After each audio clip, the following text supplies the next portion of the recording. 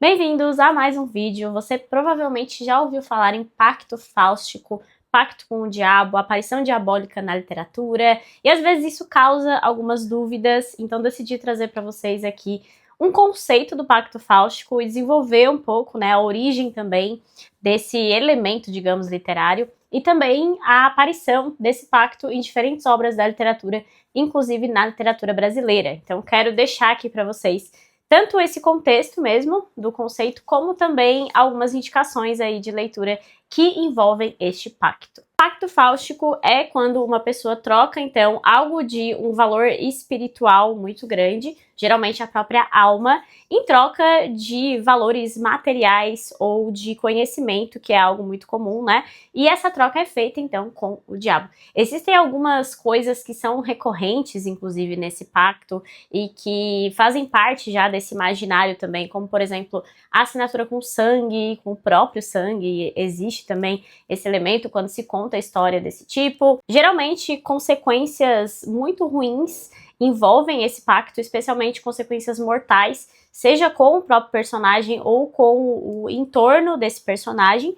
E, claro, existe um momento em que o diabo vai vir pedir a troca, né? Pedir, então, aquilo que foi prometido a ele. Então, essa é uma história que acaba aparecendo de formas diferentes, de várias formas, né, na literatura, mas existe um fio condutor aí, existe uma origem deste pacto, que está num personagem que é uma lenda, um mito alemão, que talvez tenha efetivamente existido. Existem relatos de que tem um fundo histórico dessa história, porque seria o Johann Faust, uma espécie aí de alquimista que teria falecido por volta de 1540, e ele teria trocado, então, a sua alma por 24 anos a mais de vida e de experimentos, né, de conhecimento, de novas descobertas científicas, digamos, se a gente pode colocar dessa forma, né? Ele estudava isso, como eram denominados os alquimistas da época.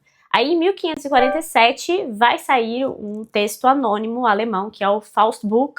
Não sei se é assim que fala, mas eu vou deixar para vocês aí o título, um texto, então, anônimo, que vai contar a história desse Johann Faust. E é assim que a gente começa a divulgação, né, desse pacto fáustico. É esse o início, a origem desse tipo de história. Em algumas versões, o diabo aparece com um nome específico, que é o Mefisto. Então esse também é um nome que vai aparecer muito na literatura, e é com ele, então, que é feito este pacto para trocar a alma por mais conhecimento. É interessante que a gente pensar no contexto ali da Europa daquela época, né? É na região que hoje é a Alemanha que surge esse mito, e a gente tem que pensar na importância do protestantismo ali para a Alemanha. Um pouco antes já havia toda essa ideia maniqueísta, né? Bem versus mal, representando Deus versus o diabo, seja na arte, seja na literatura. Podemos pensar, por exemplo, que ali no século XIV surgiu a Divina Comédia de Dante, com essa representação fortíssima do inferno, né, com Satanás sendo aí um grande personagem do livro. Se a gente pensar na literatura em língua portuguesa, tem Gil Vicente, que fez várias peças teatrais também representando como o Alto da Barca do Inferno, né?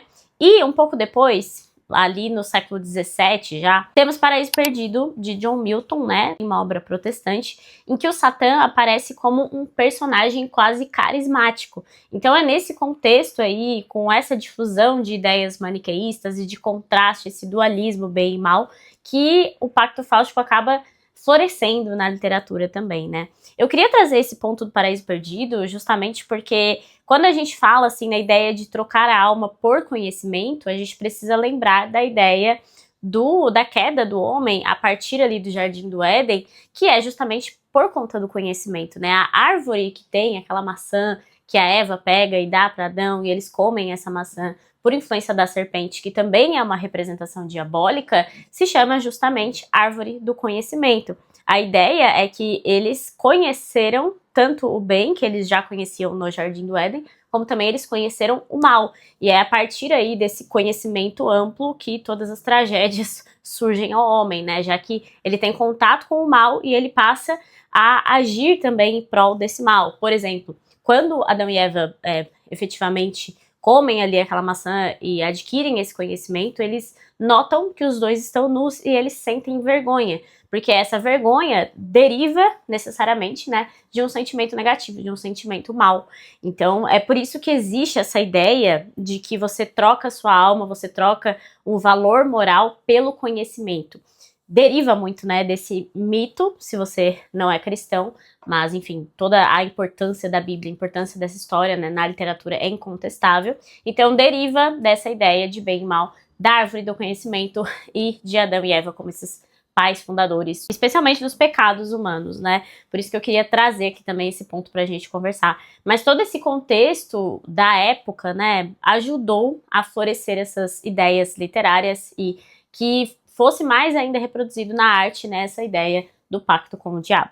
Em 1604, um escritor inglês, que é o Christopher Marlowe, escreve a trágica história de Dr. Fausto, né? Então acaba tendo ainda mais força, porque além da Alemanha, agora a gente tem a história do Dr. Fausto também sendo disseminada na Inglaterra, que sempre foi um local de bastante importância também, né? Para que as tendências se alastrassem ali, se a gente falar em literatura. Por quê? Porque a Alemanha não era sequer uma nação formada ainda, né? Quando a gente fala em unificação da Alemanha, a gente fala do final do século XIX. Em Inglaterra não, né? Sempre foi esse reino unificado há mais tempo. Então existe também essa ideia de que a partir da publicação ali do Marlowe, mais histórias do Dr. Fausto também surgem. Mas voltando para a Alemanha, é na Alemanha que surge provavelmente a história mais importante, se a gente pensar aí em importância literária mesmo, né? Sobre o mito desse pacto fáustico, que é Fausto do Goethe. O Fausto do Goethe tem duas partes, eu tô com a primeira parte aqui, inclusive tem alguns vídeos da minha experiência literária deste livro aqui no canal. A primeira parte, sim, eu amei, e a segunda parte pra mim foi bem difícil, foi uma grande jornada. Com certeza é um livro que eu lerei aí na minha vida, mas de qualquer forma, é com Fausto do Goethe que o mito ganha uma dimensão muito maior. Isso porque o Goethe vai mudar um pouco alguns elementos aqui dessa história que não necessariamente eu vou contar pra vocês, né, pra não perder a graça dessa leitura, mas Goethe vai mexer um pouco nessa história, vai aumentar ainda este mito, mas a essência do mito está aqui. Então nós temos Dr. Fausto, que é um estudioso, que é um grande intelectual, só que ele quer ainda mais conhecimento, ele quer atingir muito mais conhecimento, ele quer essa imortalidade também, que é algo muito relacionado também ao pacto fáustico. Ele faz então esse pacto com Mefistófeles aqui, e a segunda parte de Fausto é basicamente uma série de conhecimentos amplos. Ele chega a ficar com Helena de Troia, por exemplo, ele ganha um reino ali, que ele vai ser um governante daquele reino, enfim.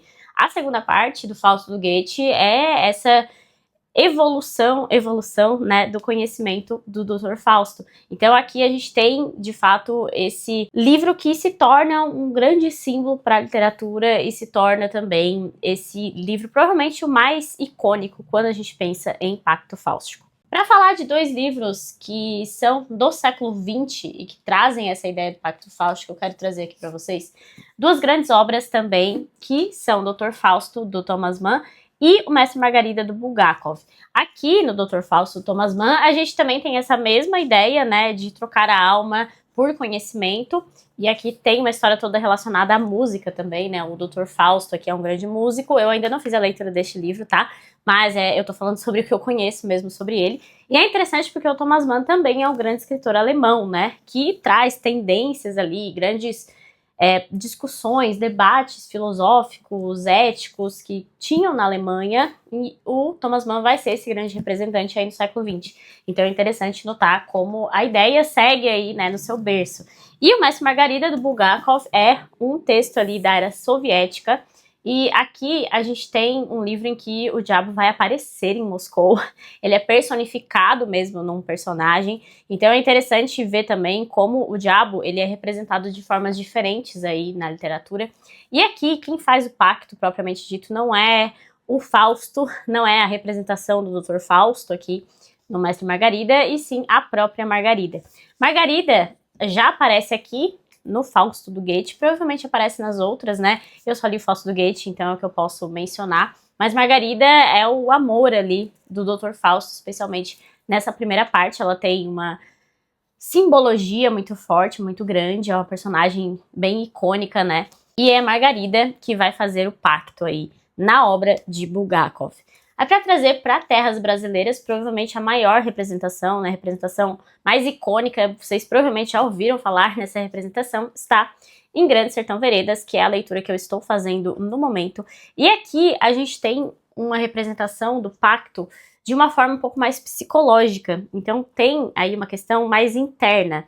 E a todo momento o nosso narrador, é um livro narrado em primeira pessoa pelo Riobaldo, e é uma baita narração aí, porque não tem capítulo, não tem pausa, você vai só acompanhando o fluxo aí da contação de histórias do Riobaldo. Ele tá o tempo todo se questionando desde o início do livro, será que existe pacto? Será que existe diabo? Será que é possível fazer esse pacto? Então a gente vai acompanhando essa ideia e essa reflexão do Riobaldo, e também nós mesmos podemos nos perguntar a mesma coisa. Outro texto que a gente pode mencionar aqui é um conto bem curtinho para você entender um pouco essa ideia do contato do ser humano com o diabo. É A Igreja do Diabo, do Machado de Assis. Não tem propriamente um pacto ali, é algo mais social, mais amplo, mais abrangente, mas também é um texto bem interessante para você entender aí essa influência, né, no livro. E Machado de Assis é extremamente genial, né? Esse texto tem uma crítica, uma ironia espetacular, então fica essa menção honrosa também. Eu quis fechar aqui com o Grande Sertão Veredas, não só por essa linha cronológica, né, de publicação, até porque o Mestre Margarida veio depois até do Grande Sertão, em termos de publicação, né, mas enfim, em Grande Sertão a gente tem essa reflexão mais psicológica e mais não tão representativa assim, né? A gente não tem um diabo personificado como tem em muitas obras, mas quando a gente traz essa ideia do pacto fáustico para a realidade, para os nossos tempos, tem algumas coisas que a gente pode refletir como se fossem pactos, né? Por exemplo, quando tem a ideia da ciência evoluindo ao ponto de criar armas nocivas e destrutivas que podem ir muito além, né, que podem, sei lá, acabar com o mundo, por exemplo, a gente tem uma ideia de um conhecimento que transpassou limites morais, né?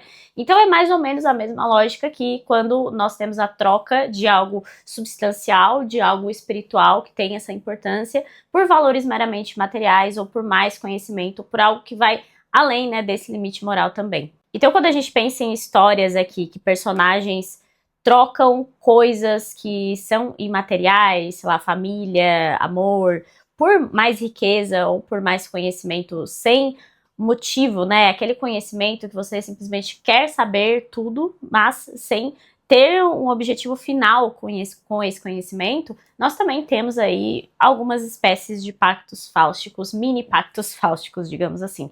Então, esses livros, a partir do século XX, acabam explorando mais essa faceta também do pacto fáustico como algo que vai além dessa representação dualista de bem e mal, mas que também mostra os nossos limites do homem, a decadência do homem moderno, tudo isso também aparecendo nessas obras. Então, além, né, desse pacto propriamente dito, essas histórias falam muito sobre os limites morais, quais são os limites do homem, e por isso que, apesar de trazerem também essa ideia de lenda, essa ideia mítica, né, de algo que talvez não seja possível, a depender aí das suas crenças, esses livros falam muito sobre os limites do ser humano, os limites do homem, e por isso são livros que permanecem, né, e que continuam aí como grandes clássicos da literatura, porque falam muito conosco sobre coisas que nós ainda pensamos, nós ainda refletimos. Bom, é isso que eu queria trazer para vocês aqui, uma ideia conceitual e também algumas obras que são muito icônicas, né, nesse sentido do pacto fáustico. A ideia do vídeo surgiu especialmente de Grande Sertão Veredas, porque eu sempre ouvi falar que existia esse pacto, né, o pacto fáustico em Grande Sertão, mas é um pacto que aparece de uma forma muito diferente daquilo que eu esperava. Então ter esse conhecimento antes de entrar nessas grandes obras acaba facilitando no entendimento, né? É óbvio que você não precisa ler Fausto do Goethe ou o livro do Marlowe antes de ler todas essas outras obras, mas ter esse conhecimento aqui, essa base, faz com que você aproveite melhor a história, aproveite melhor a sua leitura, né, na minha opinião. Então eu espero que vocês tenham gostado, que tenha ajudado de alguma forma. Se você gostou, deixa aí sua curtida, comente se você já leu algum desses livros ou se você pretende ler. Lembre-se de se inscrever no canal, porque isso me ajuda bastante. E até o próximo vídeo.